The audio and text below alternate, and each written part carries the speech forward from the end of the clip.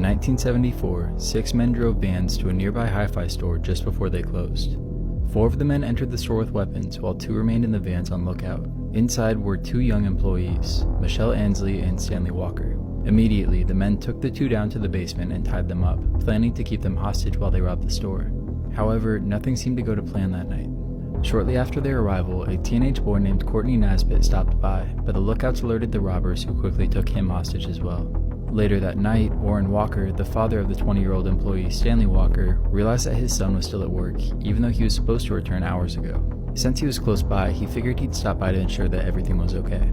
Courtney's mother Carol had similar concerns and arrived at the store shortly after. Once again, they were both taken down to the basement and kept as hostages. Due to the high number of hostages, one of the robbers decided it would be best to dispose of them before any further issues arose. He exited the store and grabbed a brown paper bag from his van before returning to the basement.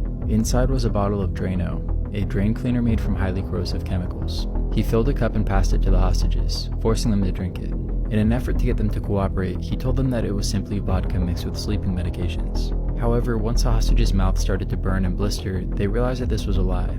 The robbers then tried to tape their mouths shut with the Drano inside, but due to its highly corrosive nature, the adhesive didn't work. They realized that this was becoming too much of a hassle and decided to use their weapons to end the lives of the hostages.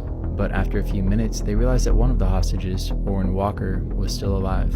Growing more and more frustrated after trying multiple methods of ending his life, one of the robbers brutally forced a pen into Orrin's ear. Figuring he was sure to be dead now, they packed up the vans and left. Police showed up later that night and found a couple of the hostages still alive, including Orrin, although they suffered injuries that would affect them for the rest of their lives.